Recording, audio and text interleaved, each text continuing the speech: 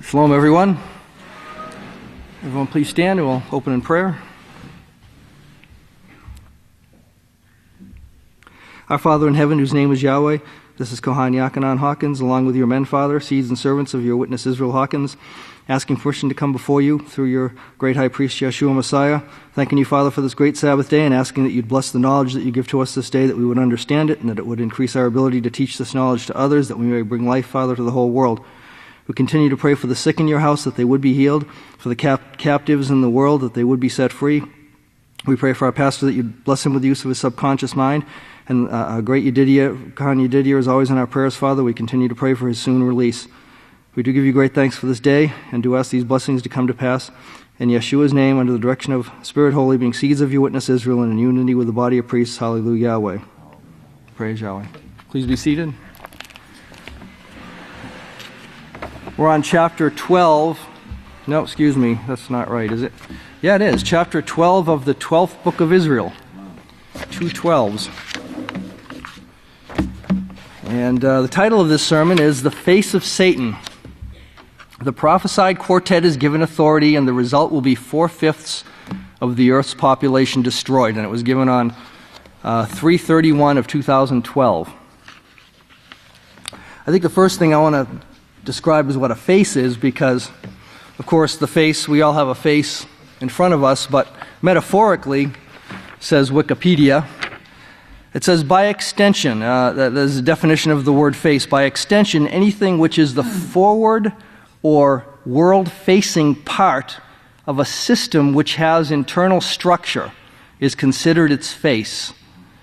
That's kind of interesting because this is the beastly system that we're talking about. Satan is behind the beastly system, and the beastly system could be considered her face.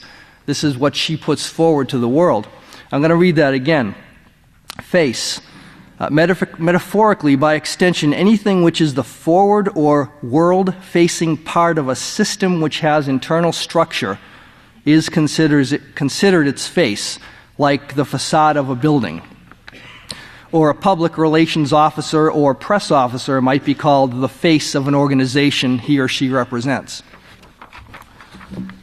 And Pastor is going to talk about the face of Satan here, and this there's a lot of news articles being read here, so I may skip over parts, but we'll start off. I think, I guess we should start off at the beginning. Shalom, everyone. You may be seated. May the peace of Yahweh be with each and every one of you. I was told we had people here trying to start the feast already, people from out of town, and that's wonderful. I guess the strongest place that right now that Satan's face is shining is that last news clip we saw there. Now, I looked up that last news clip because I wanted to comment on it because he's commenting on it. It was about, what did they call that? Land Day in Israel, and and they were protesting. And this reporter was standing there in front of the camera. Maybe you'll remember this. She was trying to give her report about the fighting that was going on and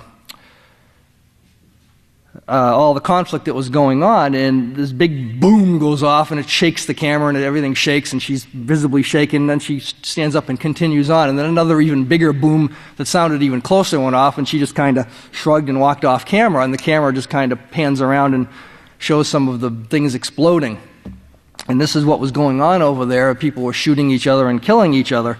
And Pastor says, I guess the strongest place right now that Satan's face is shining is that last news clip we saw there. In Yahweh's house, Yahweh has set a table for us in the presence of our enemies. He feeds us both spiritual food and physical food here in his house and in the presence of our enemies. True peace found here. Praise Yahweh. By the way, this will put a smile on your face. Say cheese, we got our original cheese sticks back. Let's see. And he talks about the clouds and looking up. And these things are all signs for us. They're for our encouragement, and encouragement is important. It helps us to keep the goal in sight. It helps us to keep what Yahweh has in store for us in sight and not get so dragged down by the everyday grind that we get pulled into a state of mind to where we just want to give up. And this can occur pretty easily. So it's always a great thing to be encouraged by Yahweh directly, especially when you see something in the clouds. Let's see. I believe it was the day before that they saw the word pray in the clouds over the sanctuary, and that's when the news went out that Yahweh was asking, or Yeshua was asking everybody to pray. And we went on the radio and told everyone this. And they called me to find out what to pray for. Well, we don't want to tell you what for, just pray. Pray. You know all the things to ask for. Pray for the sick. Pray for the protection of Yahweh's work and house.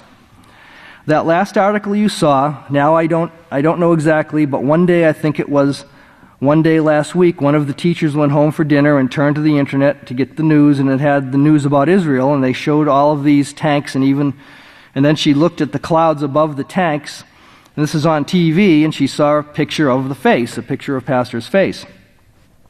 Now this didn't even need a camera, it was easy to print that one out, he says. So we have elders assigned, and he talks about the assignment of those looking for these signs for Yahweh's house in order to encourage us and even to direct us, as we saw Pastor talking about. He asked Yahweh for an answer to a question, and the answer was in the clouds. Yeshua does communicate with these things. Let's see here. Find my place. Okay, verse 12. Now we've been talking about the face of Satan and the face of Yahweh for a few weeks now, and that woman. She puts on, at last, the face of Yahweh, talking about Nora.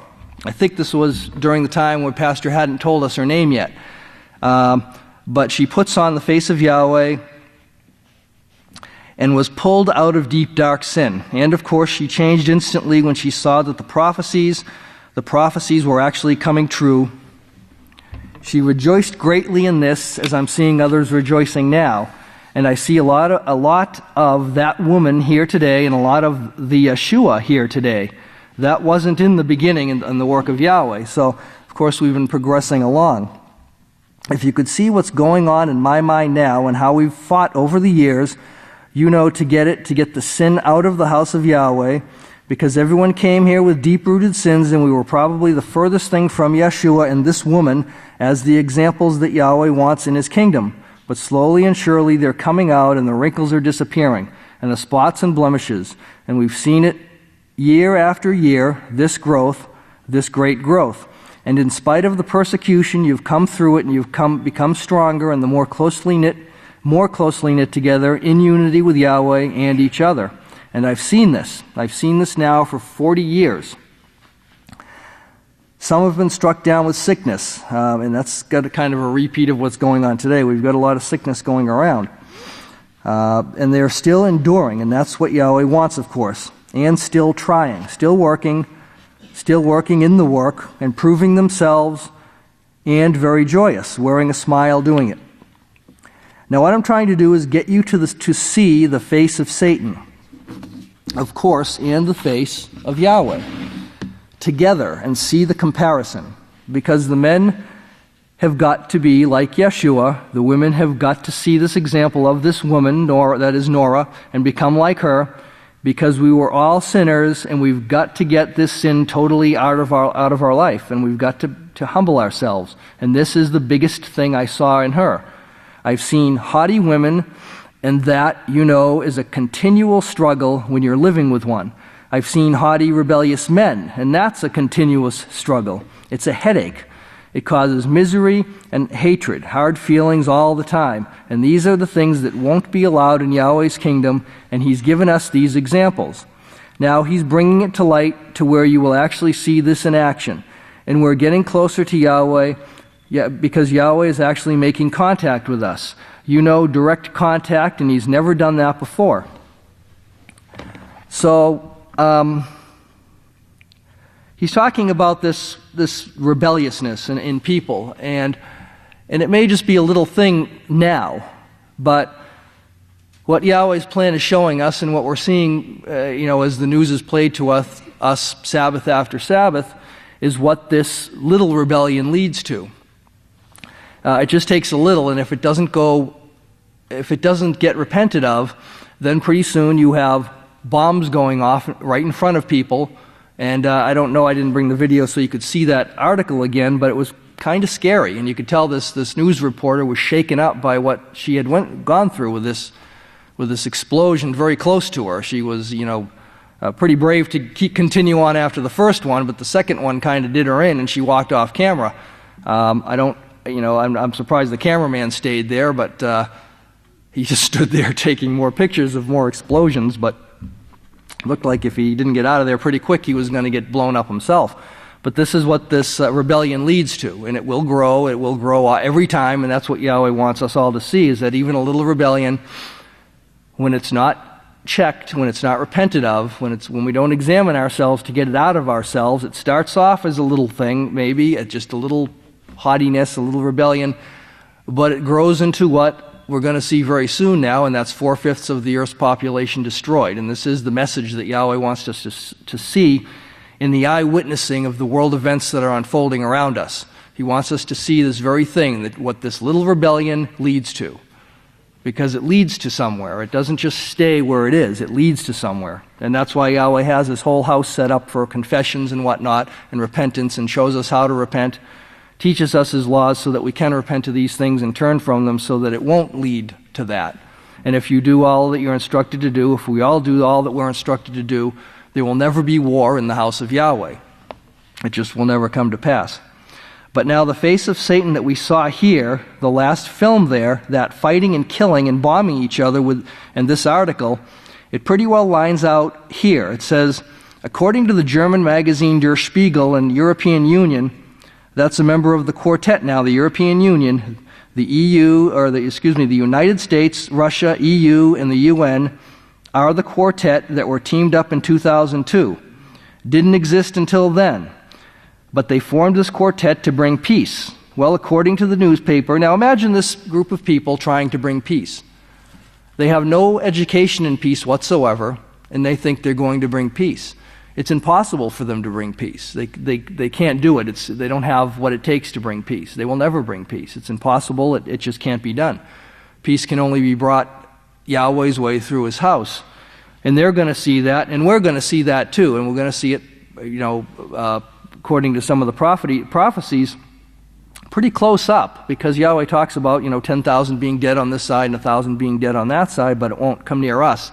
So we're going to see this, and it might be a little disturbing. It already is a little disturbing, but it's going to get worse. The European Union is the most important weapons exporter to Saudi Arabia. Now that's just one they're exporting these weapons to. Let's see if I can skip some of this. But Pastor talks about the love of money being the root of all evil. And a lot of these things they do is for the love of money.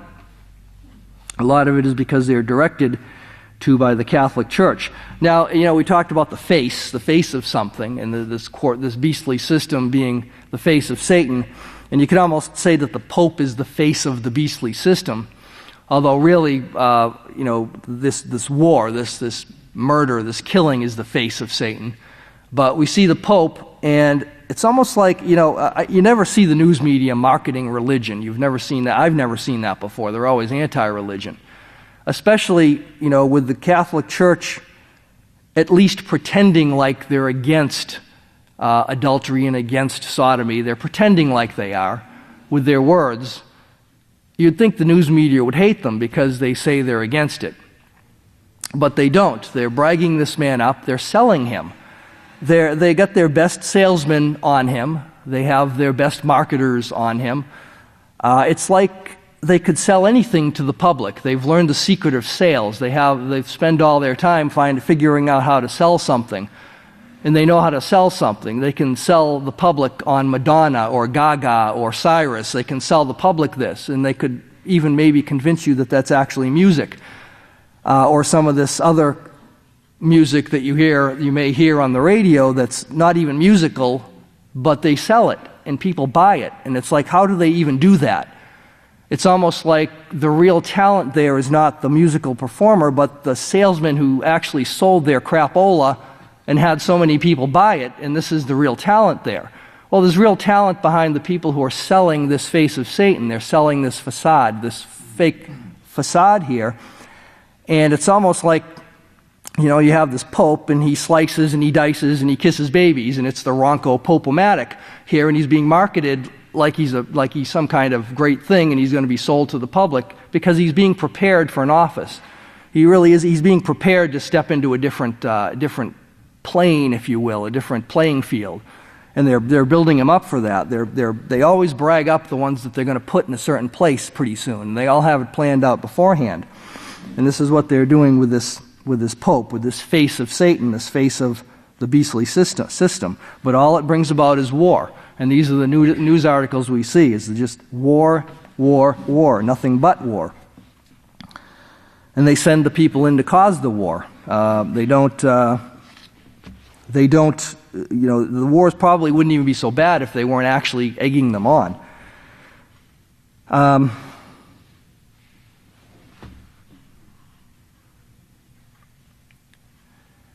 Why don't we go to, let's see, verse 20.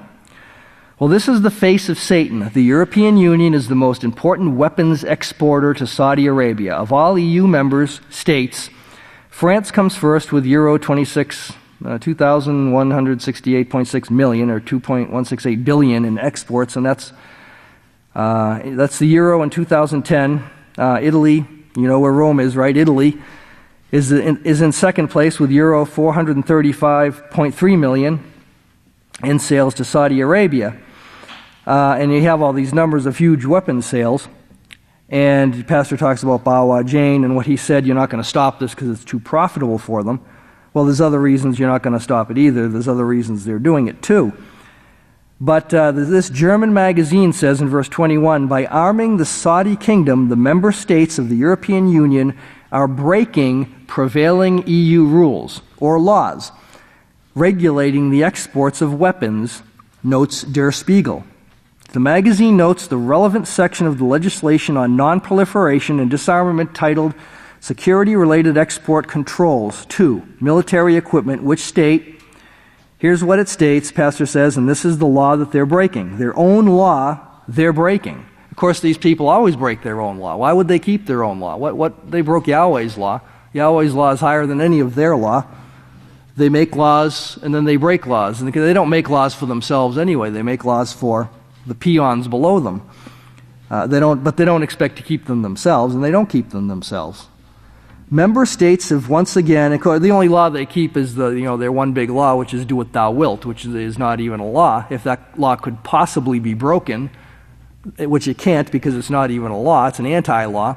But if they could possibly break that one, they'd break that one too. Maybe they could break it by doing Yahweh's will. But they're not going to break that one. That's the one they're going to keep, I guess. Member states have once again shown their determination to prevent the export of military technology and equipment which might be used for undesirable purposes such as internal repression or internal or international aggression or contribute to regional instability. It is worth noting, he says, in this regard that a large quantity of the weapons sold to Saudi Arabia by EU member states has ended up in the hands of Libyan and Syrian rebels, including terrorists, thus largely contributing to fueling international aggression and regional instability. So what they're doing is doing exactly what they said they shouldn't be doing, but they're doing it.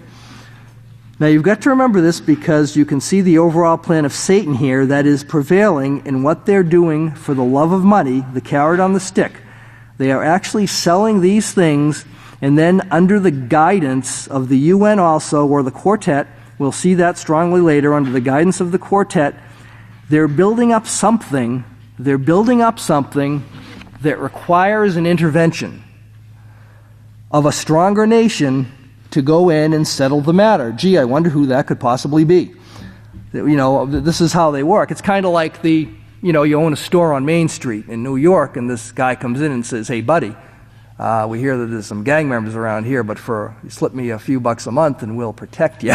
Right? The guy's wearing dark glasses and a dark suit and looks kind of Italian-like, I suppose. I don't know, but I don't know how the mob looks, but it's the same deal. It's all the same pattern. And if you pay us so much, we'll call them off. But they won't say that. We'll protect you. We'll protect you. This is, of course, shown in movies all the time when they have these people.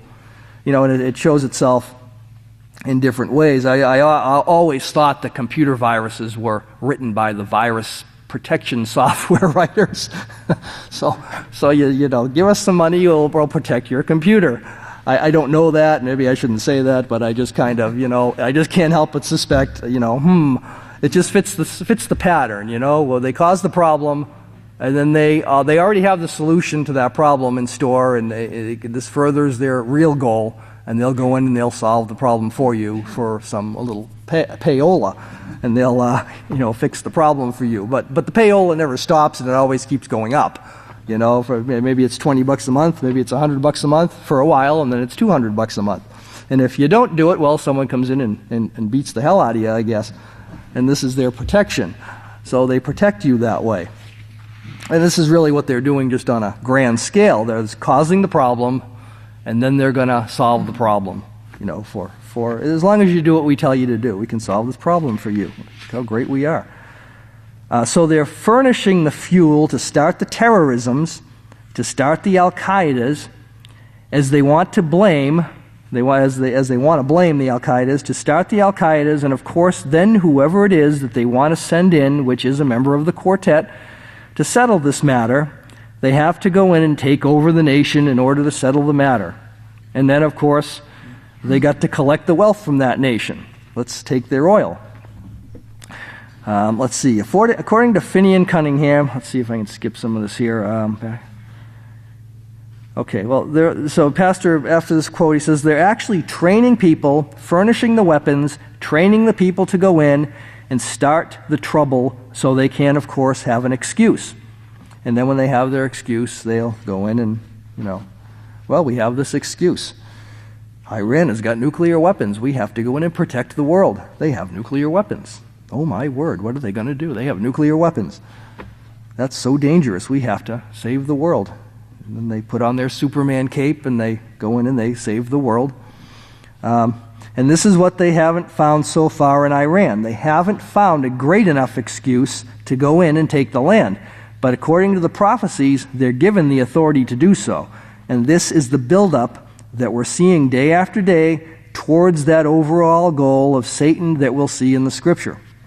Because they want Iran. Interest of U.S. and NATO. Let me read that last part again. Let's see. Serving the strategic interests of U.S. and NATO in the Middle East. Serving it. They're doing this to serve the U.S. and NATO in the Middle East. Let's see.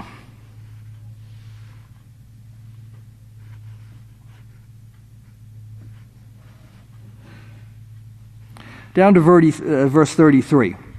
You know, all the rest in between is pretty much the article saying what they're doing. But along with this, of course, Pastor says, sickness and disease, as you also saw, that one little thing, autism disease, you know, that's striking many children. That's just even the tip of the iceberg that's going on now, health-wise, throughout the world. Did you see the law in California? It's now a law that a kindergartner can pick whatever bathroom they want. It's a law. I guess you can't. I wonder what occurs if you stop the child from doing that. Do they come and arrest you? Do they send their resource officer in to put you in handcuffs? I mean, what do they do? I mean, you know, well, they're trying to create queers is what they're doing. They're trying to create these people because their whole purpose, of course, and whether they know it or not, whether they even know what they're doing or not, I don't know, but Satan's whole purpose in training them and then they just do what they're trained to do, is to separate the people from Yahweh. They can't in any way be anything like Yahweh. They can't, because Satan wants Yahweh's protection withdrawn from them so she can destroy them. So they're going to train the children to be as big a perverts as they can possibly do, as big a perverts as public outrage will possibly allow. And they're just going to do it. They're going to push it and push it and push it. And if the heat gets too strong for them, they'll back off a little bit. And you know, your pastors talked about this. But then they'll keep pushing it still further and further. And you saw with with that man on Duck Dynasty, you saw that had some backlash to it. You know, they kind of got a message there. The good folks at GLAAD, the Gay Lesbian Alliance Against Defamation.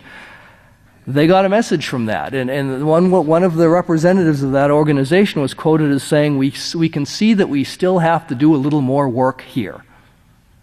And so they're going to go to work here. They're going to continue their work, that is, the work of God, They're going to continue that work of training the people, getting them to accept this perverted lifestyle. Anything at all that separates people from Yahweh, they're going to train them to do. That's their work. So they have some work to do, because a lot of people were angry at that. A lot of people were angry that man that what was done to him was done to him. So it shows that there are some knees that haven't bowed to Baal yet. And they're working on those knees. they're starting to kick at the shins of those people, I guess. That's their work. That's their good work. That's what they're doing. They're actually working on the hearts and minds. They're doing it through television, of course. They're doing it through the school system, whatever they can get away with. Those guards in the school system really aren't to guard the students, I don't believe. I think those guards are to guard the teachers against parents who might be so infuriated that who knows what they'll do when they find out what little Johnny has been being taught in the school system. I think that's what those armed guards are for, is to protect the priests of the schools from very irate parents. In verse, verse 37. Now I want you to go over Revelation 6 and get this face of Satan right here, because authority was given to them. Authority was given to them. Nothing is going on by accident in today's world. Because you'd wonder how it could possibly be that they could pass such a law. Even in today's world, it's absurd. It's just insane. You'd think that there'd be some major repercussions just to that, or they wouldn't even be able to do it. Well, they wouldn't be able to do it, but authority has been given to them. So they're going to do it. And worse than that, I'm sure worse than that is coming. We all need to be thankful that we have Yahweh's protection, because you can just look at the example of Sodom and Gomorrah. They started going door to door. Knock, knock, who's there? Come on out, we want to know you. And you could see this occurring in today's world. It's getting that bad. It's starting to get bad. They're getting pretty bold in their pushing of this behavior. They want to force everyone to acknowledge that this is okay. And there's just too many people at this moment in time that are refusing to do that. There's too many people that know it's not okay. You have now Pastor says, there's nothing going on by accident in today's world. You have two superpowers working. One of them is Yahweh bringing his plan to pass. And of course, we know that Yahweh is the superer of the two superpowers.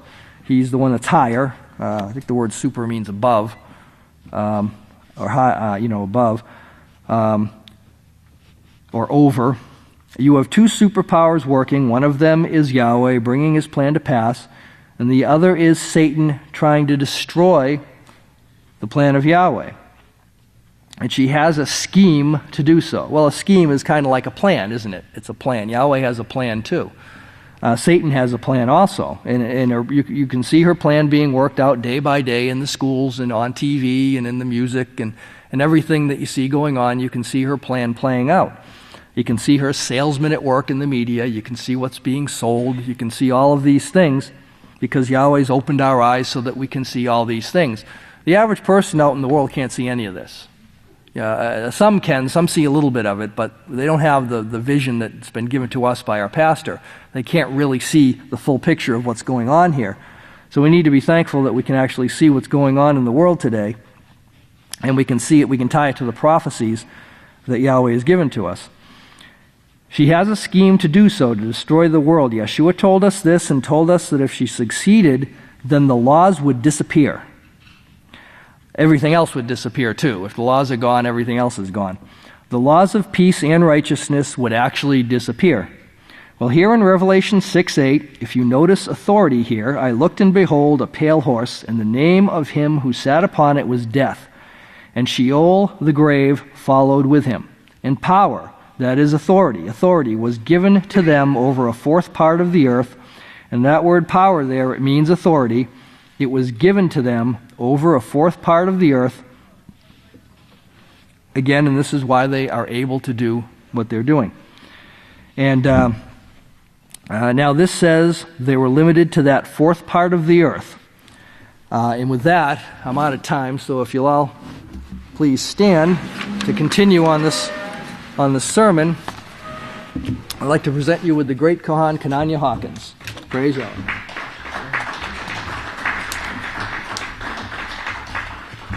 Shabbat Shalom, great man of Yahweh. You may be seated.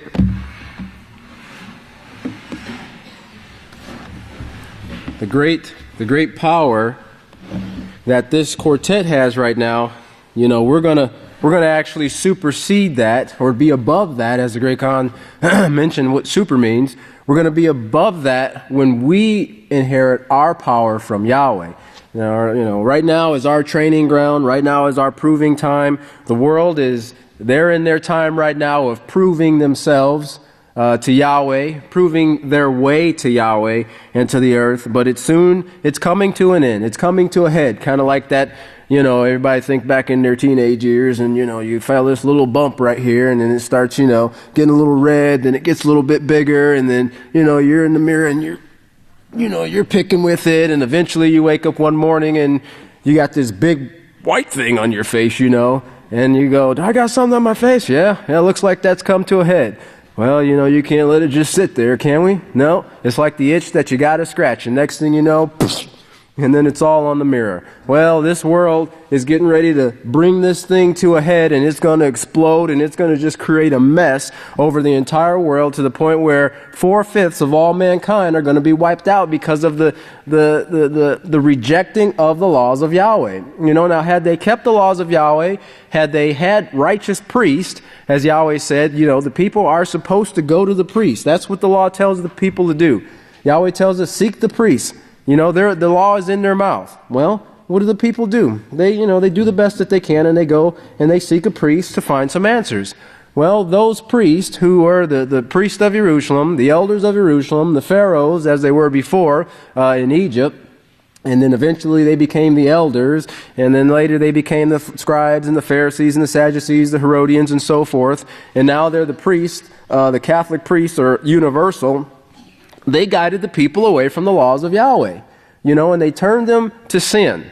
And this is why the world is in the predicament that it's in, and why when we see articles right now, we can't look at that person who is the end result of teachings that have come as a result of thousands and thousands of years of the rejecting of Yahweh's laws. This time period we're in right now, when August 28th, 1934, up until that point, in the time period when that man actually began to get to a point where he can start to teaching the laws of Yahweh that were taught to him when he was a child, there had been no voice. There had been no teacher of righteousness. For almost 2,000 years, mankind was allowed to go his own way. There was no priest who stood in the place of Yahweh.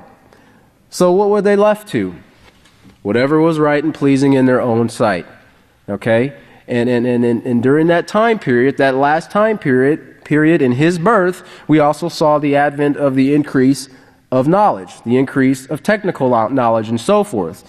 And you couple that with thousands of years of backing of sin, and we've got the mess that we have today. But keep in mind that I believe, like it was in the days of Abel, we're seeing a little bit of now Yahweh's not interfering with it, but we're seeing the word of Yahweh go out, and that's putting seeds in the ears of the people. And as a result, it's kind of got people starting to look in a different direction. I really believe, had the House of Yahweh not been established at this point, that I'm sure that this world would be already destroyed. With all the nuclear weapons just between the United States and Russia, the arms race. Everybody remembers the big arms race, and everybody was rushing to get the most amount of weaponry they could, conventional, atomic, nuclear, everything that they could, for any type of possible preemptive strike to defend ourselves from our neighbor. But as the report was shown in, let's see, that was, what was that? It was 84, but it's in, if all the world and a third of the world's arsenal was released, we would destroy the world several times over. Just a third of it. Okay, and there would be, okay, so you conquer one country, what do you have to conquer? just dry, desolate, radiation-infected land. You can't grow any food. You can't eat any animals that may still be alive. And anybody that is alive, they'll soon be dead, or they're going to be deformed as a result of radiation. But this is the thinking of mankind. And that's why Yahweh said in Genesis, nothing that they purpose to do will be withheld from them.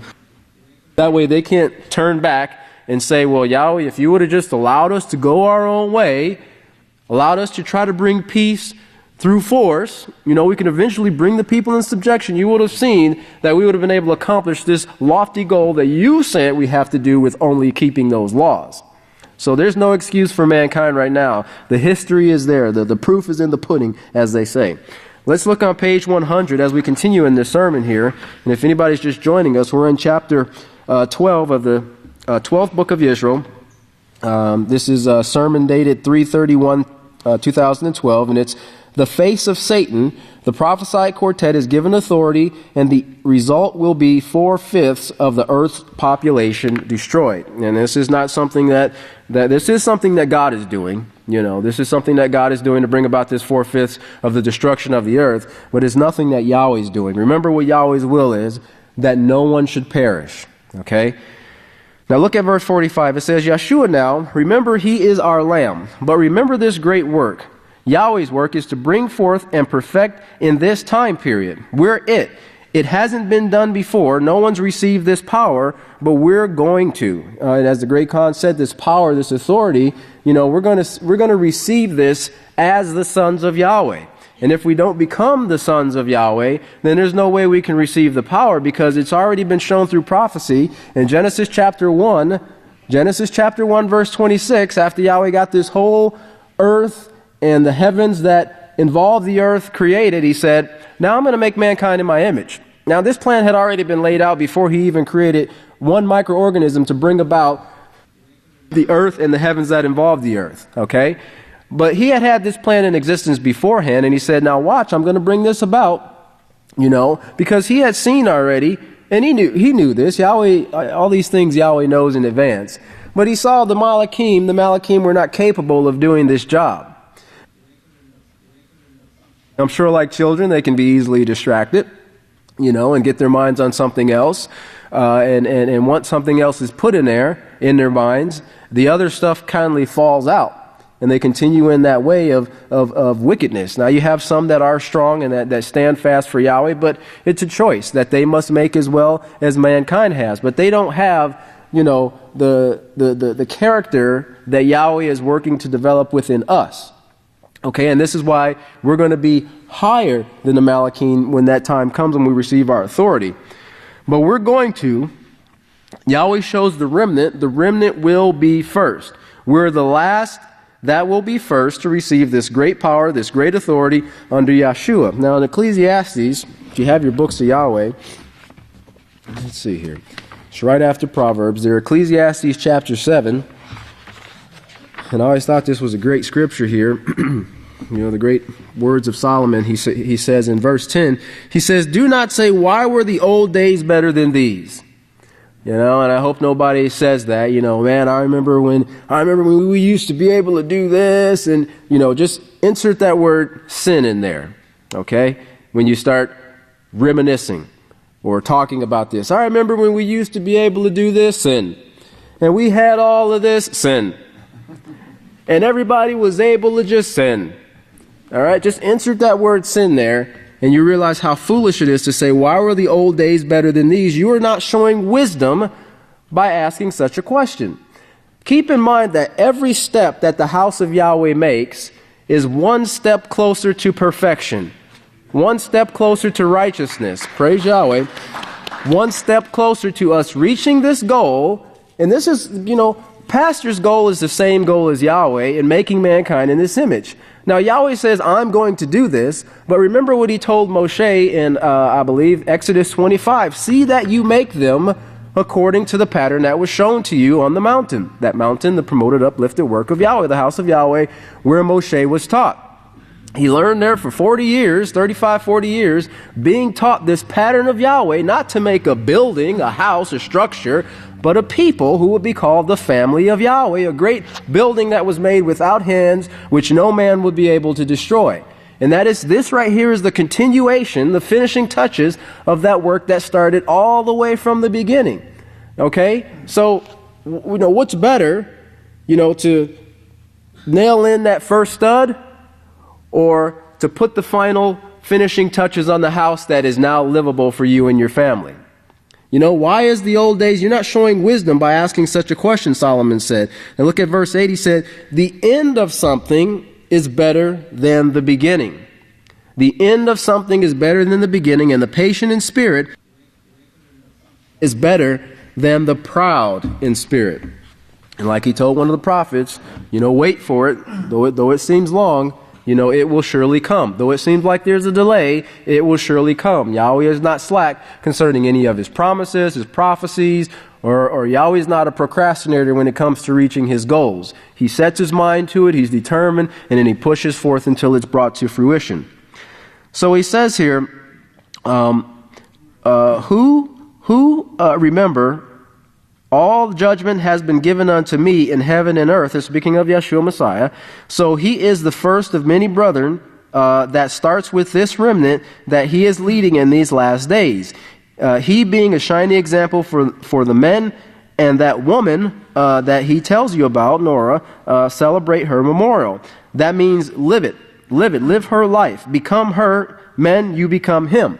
And this is what the memorial is. It brings into our remembrance the works of an individual, not the individual as a person, but their works. And for us, in our case here, for our sake, those works are brought into remembrance as to remind us of what the end result of those things brought. For us, we have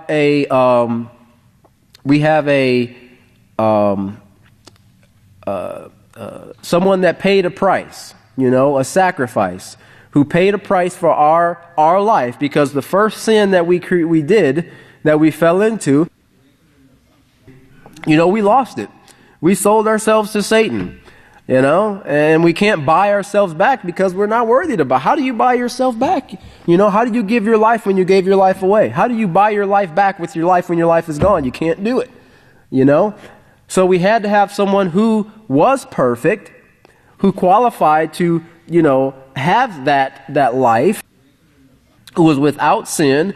And yes, he died, but Yahweh bought him back because, we know all the prophecies and how he was bought back with the money, the 30 pieces of silver from the treasury of the house of Yahweh, which money that belonged to Yahweh and so forth. But Yahweh would not have bought him back if he was in sin, because those who sin belong to Satan the adversary. But he didn't sin. So he was perfect, so Yahweh was able to buy him back, and he paid that price for our lives, thereby paying the price of our death sentence, which we owed as a result of our sin. Okay? So, Yahweh had this great plan, and this is, another, going with this, Ecclesiastes chapter 7, the end of something is better than its beginning. Think about all the work that went into it, that brought forth, that led up to the building up in the genetics, the protecting of people, the land, and so forth, the bringing forth our high priest Yeshua. Okay? And the work that he did, and what that is enabling us to do right now in the house of Yahweh in these last days. We have a high priest over the house of Yahweh. That high priest is guiding, that high priest is protecting, he's instructing us in what we must do, and he's working to protect and bring us to perfection, inspiring and working with the one sent. The two shown in prophecy working together. Now look at verse 46. Well, here in Daniel 7, if you look at verse 3, Daniel 7:3, and 4 great beasts came out of the sea. Okay, because we were talking about this quartet here that was formed in 2002. So this quartet, and remember what Pastor said, and we'll cover it a little bit here, but in case we don't, I'll just mention it. It wasn't that, kind of like what we saw there in Daniel 7. Well, let's just turn back there, Daniel 7. Daniel 7, verse 3. Whoops, too far. Daniel 7. So, Daniel 7 right here talks about these 4 beasts here, okay, and the night vision and the little horn, and what was to become of them, all right? And he shows the four ruling kingdoms and how they they grew, and then one came in after the other and so forth. It wasn't that one came up and then it was gone and it was out of the way, never existing again. And then another came up and it was gone and out of the way and never existed again. It was that each one that came took in the power and the strength of the existing power. And it just grew bigger and bigger and bigger. And eventually it encompassed the whole world. And you see this when, nations go in.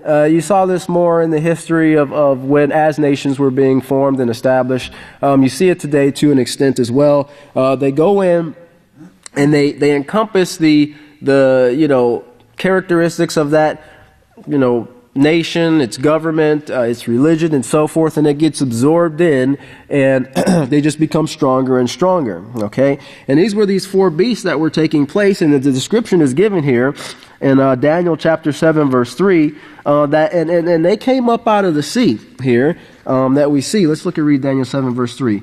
And four great beasts came up from the sea, each different from each other. Each different from the other, And we see the same thing here in Revelations. Everybody remembers what the sea is, right? That's right. It's the peoples, okay? The peoples, the nations, the languages, the tongues, and so forth. In Revelation chapter 17, 15. Where did I go? Oh, yes. And he says, and the waters, he said to me, the waters which you saw where the horse sits, remember that that gave power to the beast, are peoples and multitudes and nations and languages, okay? And we know that if we look in prophecy and we understand the lands and how everything was divided and so forth, we know that this took place in the area where also the kings of the east were brought up at, and it kind of expanded out from there. The second beast that came up in the area that was called the earth. It came up from the earth, where there wasn't nations and languages and multitudes and so forth. But that beast had the same characteristics of the first beast. Why? Because they came from there. They were a spin-off from that first beast. And such, they said, let us be like the first beast. Okay? And then these were the ones that had the great power to make fire come down from heaven in the sight of all men, which is also known as the United States today. Look at verse 47. Verse 4 says the first, then verse 5 says the second. Of course, he's given the order of these different beasts here. Look down a little bit further. It says, it is the United States, this fourth beast. It is the great United States, backed by Britain, who still has control in this country. Even though we had a big war and fought and won the land, they're still controlling it. Okay? When we finally gained our independence, right, from Britain, who was governing the land under the British rule, because it was shown, that they were another part of this system here that spread out, and they had taken over many different lands in Asia, over in the Americas and so forth. And they were in control, and really even recently, just recently in some of the countries, in some of the African countries, they have just lost control. Okay, so these are the tentacles of these beasts, kind of spreading out all over the place. And look at verse 48. And then we see also the Catholic Church here. The Catholic Church, he says, now next week we're going to put together this for next week, but I got articles coming to show you the great leading power and how this quartet actually receives this power from them. In 49, it says, but we see here this quartet formed, and here we see the weapon cells that makes this great nation so strong through force. Through the forced peace that we're under now, that's bringing oppression. It's, a peace through force, a peace through strength, which has proven itself time after time after time in history that it doesn't work. It only is met with many repercussions. It's met with uprisings. It's met with civil wars and so forth, because there comes a point in the time of people's life when they no longer like the force, and they began to push back. Okay, and this is where you have these civil wars that take place, and sometimes it is truly peace through force. Sometimes it's made to look like it's peace through force. That is, if a country wants to go in and start to take over that land, they'll put out the propaganda that these people are scavengers. They do this and they do that. Look at the humanitarian, we need to send a humanitarian effort in. The people are losing their lives day by day. We need to go in there and free these people and give them democracy so that they can fornicate and create STDs among the land and let genetically bioengineer companies come in and defile the seed and everything. And then these people can be free. We need to let them free. Right. Well, that's their peace through force, right? And freeing the people, freeing them to be able to sin in any way that they want to. There are still countries out there, cultures out there that have held on to their heritage, and they don't want nothing to do with the ways of what they call the West. They want to hold on to modesty in dress. They want to hold on to sanctity in marriage between a man and a woman. They want to hold on to their not allowing their daughters to go out and commit fornication, not allowing their sons to get caught up in the same thing. They have some morals left in them, but Satan's working very hard to squash the little bit that's left in the world, because she knows that little bit of holiness there keeps people from falling into that rut that the whole world is in right now. Why? Because of Isaiah 24. They've transgressed the laws, broken the everlasting covenant, and so forth. And as a result, we're going to see very soon here, there will be few men left. But we see this oppression, this depression, obedience through force, leadership through force. They claim they get rid of the dictators. They want to get rid of the dictators because they're causing oppression to the people, and they get rid of the dictators and they have more oppression than they did before, which tells you that the quote-unquote dictators must have been doing something right to keep the people in a way of peace. There's nothing wrong with order. There's nothing wrong with things being ordered aright. Even the scripture says, do all things decently and in order. There's nothing wrong with having, a righteous set of rules that don't take advantage of anybody, that doesn't give anybody any special privileges above anybody else, but that ensures the safety and well-being for all people, for all life. And simply put, that's what the laws of Yahweh have. That's what the laws of Yahweh do. It is not against the law of Yahweh to stop at a stop sign. It's not against the law of Yahweh to travel 35 miles per hour in a 35 mile per hour zone, or 75 miles per hour in a 75 mile per hour zone, or to slow down when there's rain on the road, or to have your lights on when it's rain. It's not, those laws don't contradict the laws of Yahweh, because what do? They ensure safety for your fellow man if they're abided by, like the building codes and so forth that are set up for structure and plumbing and electrical and foundation and so forth. They're set up for the safety and protection of the occupants and the stability of the building, So there's nothing wrong with upholding those codes or those laws, because they don't contradict with anything Yahweh would tell us to do anyway in showing love for our fellow man. Okay? But these leaders, they push through force. They guide people through fear. They don't have the character of Yahweh that actually shows that we can, a true leader is able to motivate people in a positive goal in a way that they have the desire to want to follow that person. Not that they're forced to follow that person, or they're fearful that if I don't, then I'm going to die, or I'm going to get beat, or I'm going to be cut off, I won't have any food or water, nothing like that. No, and that's not how Yahweh leads. He leads through showing us the benefits of keeping the laws of Yahweh, Him doing it Himself first and foremost, and then giving us the opportunity through training and in some space to see the benefit of that and make the choice ourselves.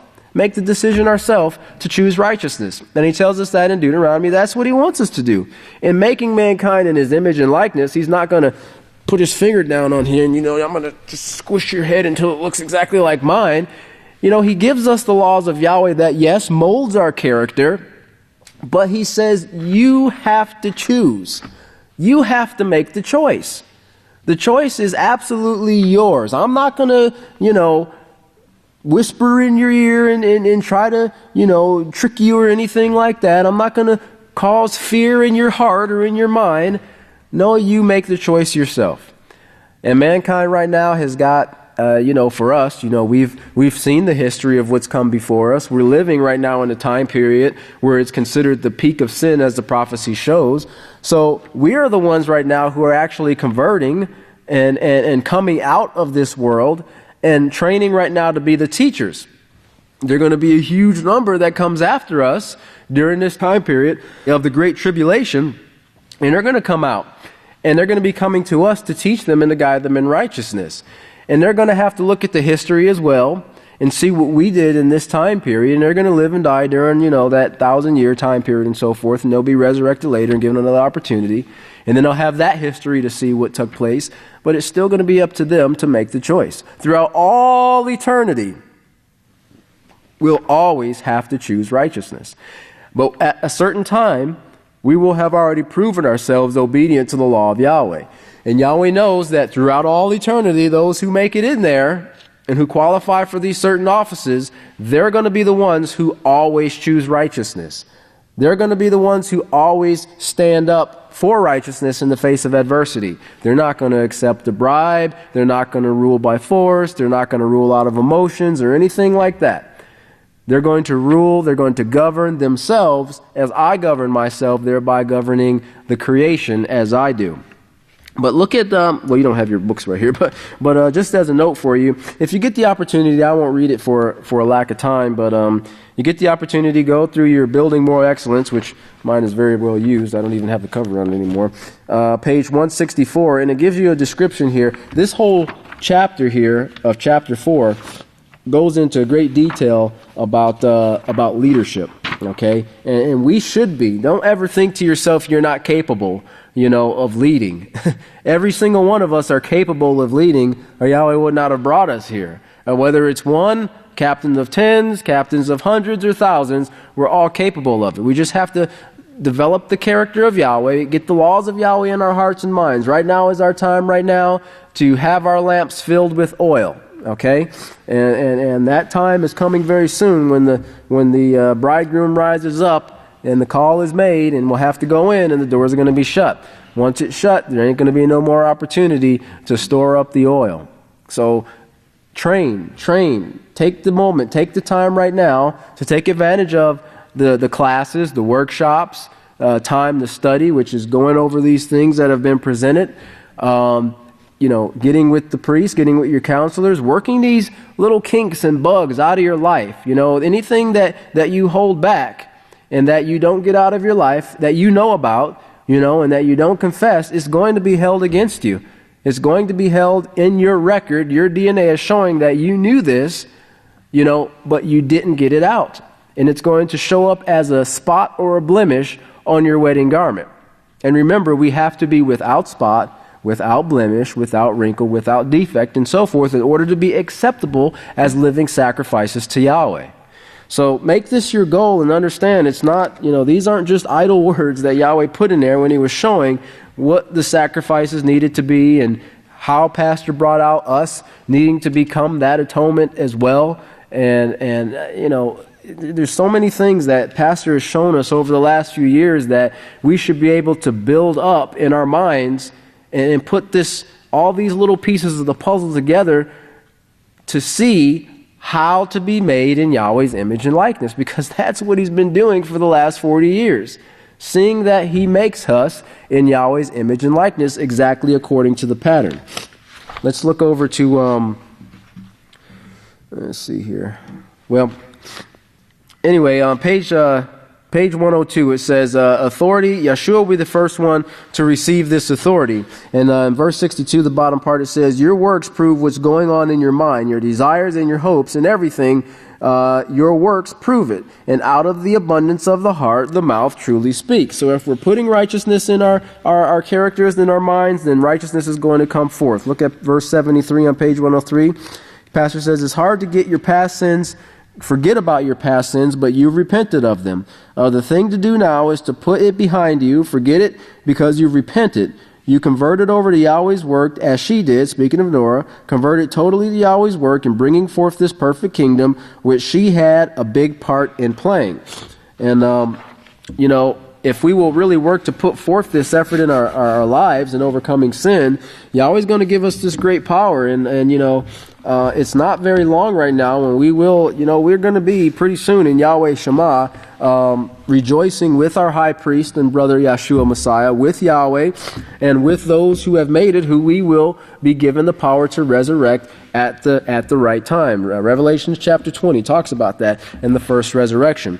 But before I go here, I just want to let you know that, and I didn't get to read it, but maybe for due class or something on Sabbath, science right now, they're kind of baffled because they realize they're baffled at the fact that the earth the firmament has gone through its biggest level of contraction in 40 years.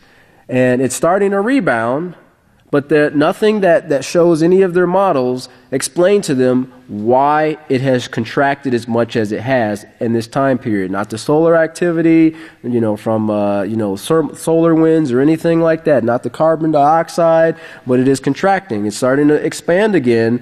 But just keep in mind, remember what Pastor said? The firmament continually makes adjustments depending on exterior forces and what it needs to do to govern life here on earth.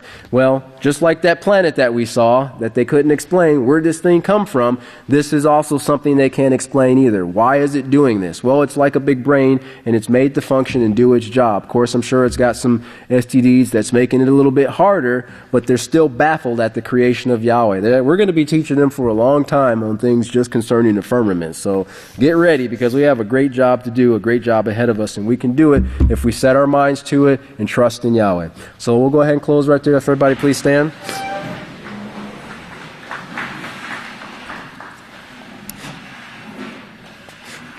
Almighty Father Yahweh, this is a servant in your house, Kohan Kanan, you're asking to come before you, Father Yahweh, in unity with and through the body of priests in your great house, being a seat of the witness in 7th Malachi, Yisrayl, Abel Hawkins, and through our high priest and Savior, Yeshua Messiah. Father, we do thank you for this Sabbath and this class, and we do thank you for your great laws, your house you established in these last days through the two witnesses, Father, and we do pray that you will continue to bless this work and bless our growth, Father Yahweh, that we may come to perfection through your great laws, and that we will believe without seeing, Father, and put forth every effort to develop your righteous character within us and to have your face shining upon us and be you, Father Yahweh, to everyone we encounter.